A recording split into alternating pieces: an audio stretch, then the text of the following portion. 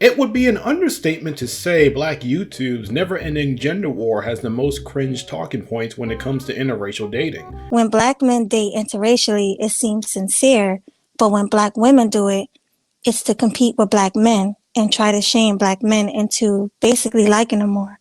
That's my opinion.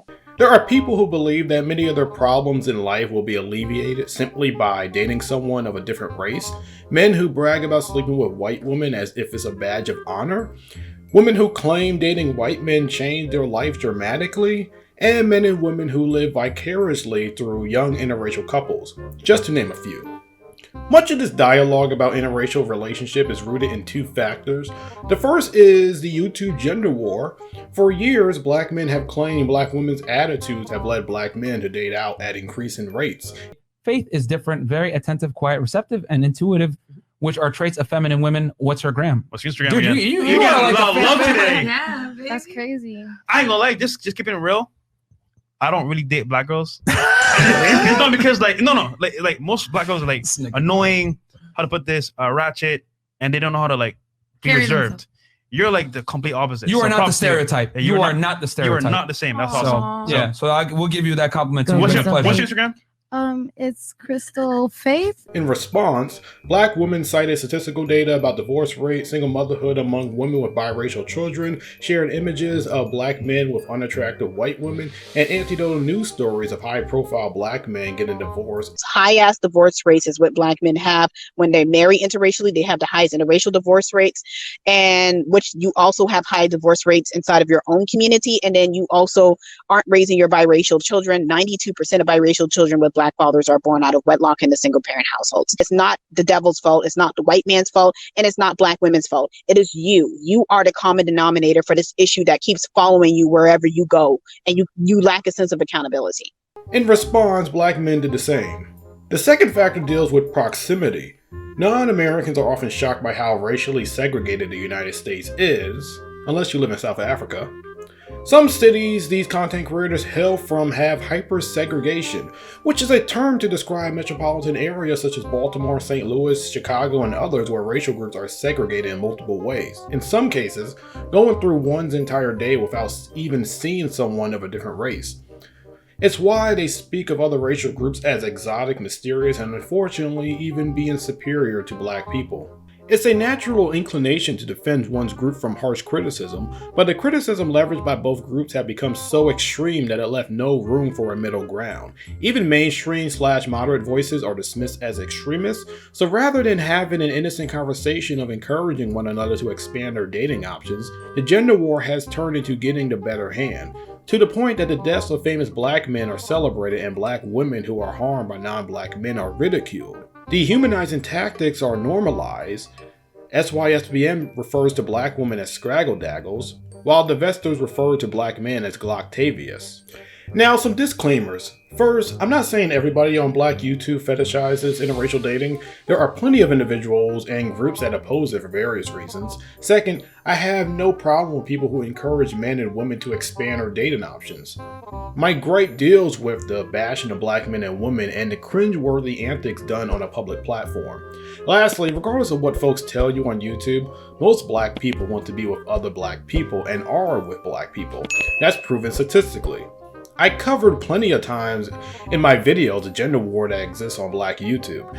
Men and women make videos of failed interracial relationships, allegations that their counterparts truly desire to be with non-Black people and place non-Black people on a pedestal.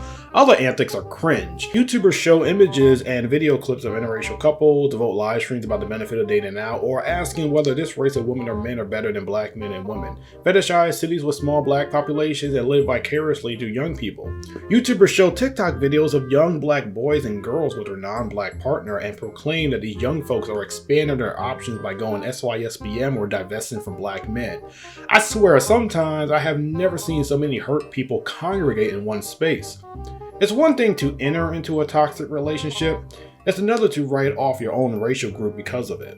Some talking points are illogical. When I made a video about Black women supposedly desiring to be with white men, I've received some harsh criticism from men who were hell-bent on the belief that this was true. Just type in boyfriend tag. You will see so many Black women worshiping white men. I know you ain't got nothing to say about it. You want a pat on the back from dusty ass healthers who can't get a man. I figured that these men held on to the belief as a way to justify why they were struggling to get with black women. But it's ironic because divestors actually criticize black women for not expanding their dating options. Others say white women are more attractive than black women, but bemoan that black women look better as they age. There are women who claim white women are more feminine because their men are masculine, while ignoring white men in a larger manosphere who complain about women lacking femininity. Says make women great again. Make women great again, which I think is something that everyone can get behind. Exactly. And we need it, man. It really is. You know, it's funny and it's provocative and stuff, but it's real too. Women are today. They're the fattest they've ever been. They're the sluttiest they've ever been in American history. They're the fattest they've ever been in American history. And they're the most miserable they've ever been in American history. These are 3 facts your fans can look up instantly on Google or DuckDuckGo or whatever. And the irony of women who are pro-black women and children but apparently care little about black boys once they are of legal age. Trust me, I've had a handful of black women unsubscribe from my channel once they discovered I was a black man, which is odd because I never once hid my identity. All this leads to an uncomfortable truth I noticed about this sector of black YouTube. A lot of black people in the space don't like black people. In better terms, they view themselves as superior to the masses, whether it's in their intellect, behaviors, hobby, politics, and whatever. Many of these individuals felt ostracized by black people and or had negative interactions with them or an uneasy relationship with their immediate family. Basically, they come from extremely dysfunctional spawns. They juxtapose their accomplishments to black people collectively, which they view as other failures, and develop a superiority complex. It's why some try to socially and even geographically escape their blackness by purposefully moving to cities with minuscule black populations and even refusing to interact with black people they view as lesser thans. Another point I cited earlier is proximity. When you investigate these men and women background, most grew up in predominantly black communities and had little to no meaningful interaction with people of other races and ethnicities. I've heard folks claim that they didn't know they had expansive dating options and that their peers and family members would have shamed them for dating out. Therefore, they fetishize interracial dating and couples because it represents what they didn't experience in childhood. It's why SYSBM proponents always discuss how college was life-changing because it gave them access to non-black women for the first time. Yeah, trust me, I know all too well. I went to a PWI, and yep, I went through it. The first time I dated a Jewish girl my freshman year, and I actually dumped a strag for her. And man, that was it. The next 4 years, that was it. No more, dealing within the community for me. I cannot even count how many times I've heard or read comments from men saying that they're jealous at millennials and Generation Zs because they date out at a higher rate than their own generation. I even heard men brag about sleeping with more white women than others as if it was an accomplishment. You honestly cannot underestimate the feeling of ostracism. SYSBM in particular dehumanizes black women as a coping mechanism for childhood rejection. Like, they just revolve their whole little world and their whole little mind around a black woman's crotch. And it looks like a dog's chew toy. I don't understand it. So when these men think of their childhood peers who were successful with women, they dismiss it as unimpressive.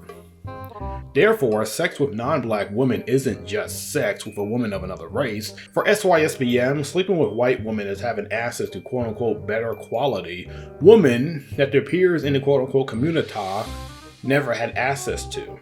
Now, it shouldn't be controversial for me to say that most people who date interracially do so because they have a genuine attraction to their partner. Diversified workplaces, schools, neighborhoods, and decreasing the stigmatization of interracial dating has led to an increase of interracial couples. In my humble opinion, many of these YouTubers sell their subscribers the dream that many of their problems in life will be fixed simply by finding a non-black partner. For one, with the exception of a few YouTubers, most rarely discuss the downsides of interracial dating, such as being fetishized, being told you're not black enough, I experienced that, being sought after a woman who is just rebelling against her parents or has a desire to have mixed-race children, family and friend opposition, dating a woman or man who doesn't want to be seen with you in public or commit to you in the long run, and so on.